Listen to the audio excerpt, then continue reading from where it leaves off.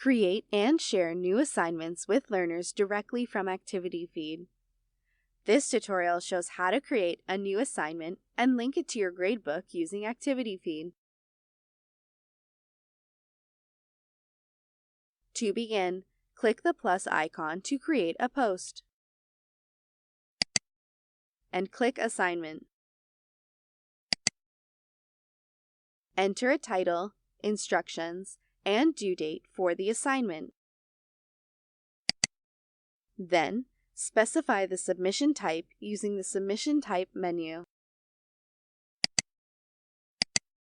If you have supplementary materials, add them to the assignment by selecting Attach. File options include File Upload, Attach from Existing Content, Web Link, Google Drive, OneDrive, and Video from Web. To add the new assignment to your gradebook, click Add to Grades. Note, this can only make numeric grade items. Adjust the max points for the assignment as necessary.